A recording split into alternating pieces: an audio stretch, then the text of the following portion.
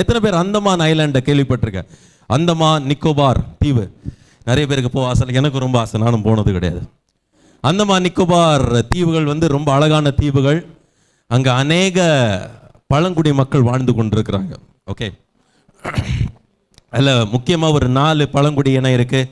ஒன்று வந்து ஜாரவாஸ்ன்னு சொல்லுவாங்க, கேள்விப்பட்டிருக்கேன் என்னென்னு தெரியல. ஜாரவாஸ், நிக்கோபாரிஸ், ஓகி அண்ட் கடைசியாக சென்டினல்.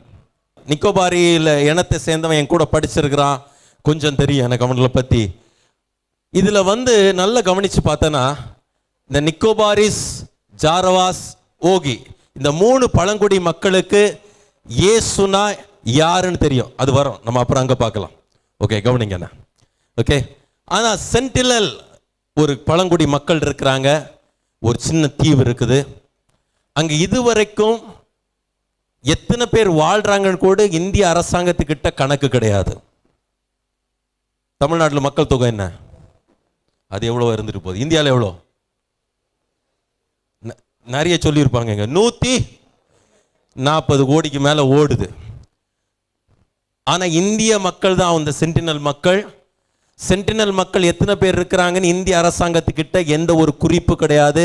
எத்தனை பேர், எத்தனை ஆண், எத்தனை பெண், எதுவுமே இந்திய அரசாங்கத்துக்கிட்ட கிடையாது. ஏன்? இந்தியன் கவர்மெண்ட் ஆஃபீஸ் ஒன்றுமே அந்த தீவில் கிடையாது. எவன் போனாலும் அந்த மக்கள் ஒரு வில்லு அம்பு வச்சிருக்கிறாங்க.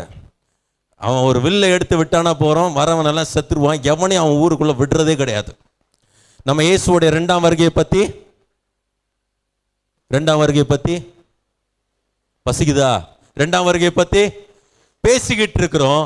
அவனுக்கு இயேசுடைய 1ஆம் வருகை என்னது, அவருடைய பிறப்பு கூட அந்த மக்களுக்கு தெரியவே தெரியாது. அந்த ஊருக்கு ஏதோ ஒரு தேசம் இல்லை, அமெரிக்க தேசத்திலிருந்து ஒரு 26 வயசு நிரம்பிய ஒரு தம்பி, அந்த வாலிபனுடைய பேர் ஜான் ஆலன் கஹூ. 2015ஆம் ஆண்டு அந்த ஊருக்கு போகிறான். அவனை பற்றி தான் அந்த ஒரு சின்ன டாக்குமெண்ட்ரி, அதை பார்த்து முடிச்சுட்டு நான் தொடர்ந்து வந்து பேசுகிறேன்.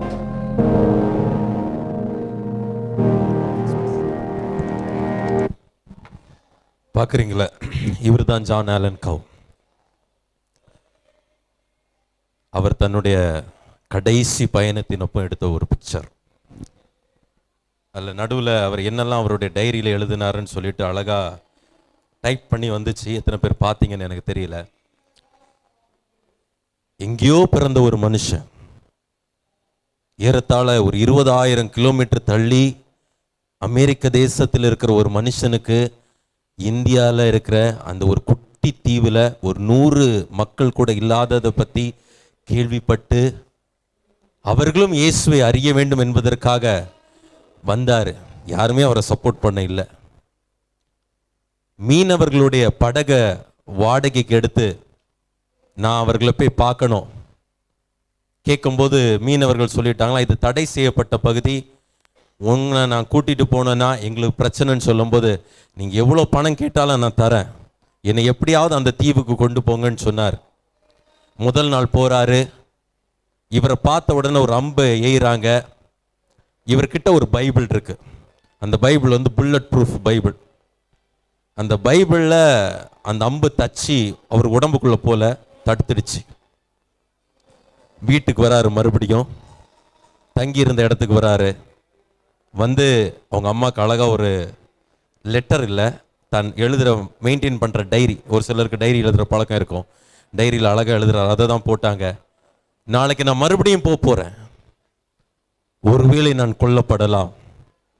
அப்படி கொன்னாங்கன்னா அந்த மக்கள் மீதோ ஆண்டவர் மீதோ கோபப்படாதீங்க.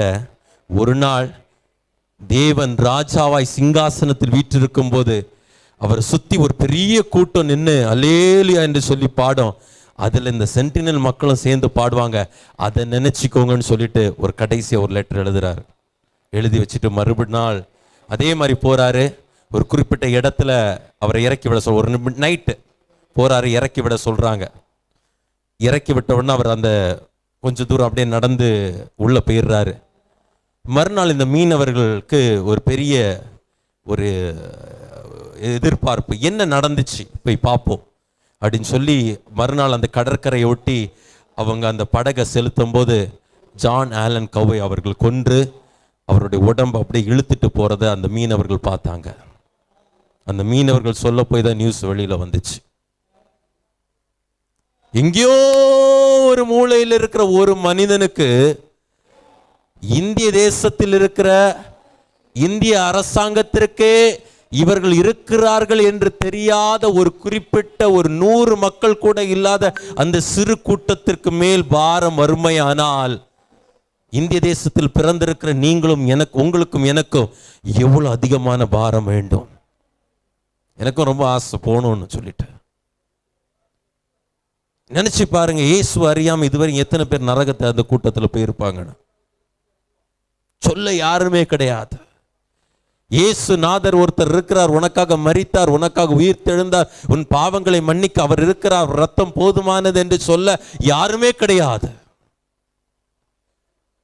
இது சென்டினல் ஐலண்ட் மற்றும் பற்றியுள்ள ஒரு சின்ன டாக்குமெண்ட்ரி. இது மாதிரி நிறைய இனங்கள் இந்திய தேசத்தில் உண்டு. அந்த டாக்குமெண்ட், அந்த வீடியோ வந்துடுச்சு. நேரமும் பத்தாது நம்ம போட்டு காமிக்கிறதுக்கு. யார் இவர்களுக்காக ஜெபிப்பார்கள்? யார் இவர்களுக்காக திறப்பில் நிற்பார்கள்? யார் இவர்களுக்காக பாரப்படுவார்கள்? யார் இவர்களுக்காக கண்ணீர் சிந்துவார்கள்? யார் இவர்களுக்காக சுவிசேஷம் சொல்வார்கள்? யார் இவர்களுக்காக இயேசுவினுடைய சன்னிதானத்தில் பரிந்து பேச போகிறார்கள்? நீங்களும் நானும் தான். ஒரு சில நிமிஷம் ஜெபம் பண்ணிட்டு நம்ம போகலாமா அடுத்த பகுதிக்கு?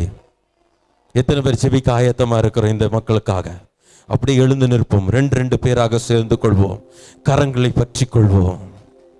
ஹல்லேலூயா, கரங்களை பற்றி கொள்வோம். இதெல்லாம் இன்னைக்கு போடணும்னு பிளானே இல்லை தம்பி தங்கச்சி. கடைசி நேரத்தில் ஒரு சில காரியங்கள் நம்ம தம்பி தங்கச்சிங்களுக்கு காட்டி கொடுக்கலான்னு சொல்லிட்டு தான் இதெல்லாம் போட்டு காட்டி கொடுக்கிறோம். ஆண்டவர் இந்த பாரத்தை உங்ககிட்ட கடத்த ஆசைப்படுறார். ஏன் தெரியுமா? இவர்களுக்காக நீங்கள் ஜெபிக்க வேண்டும் என்பதற்காக.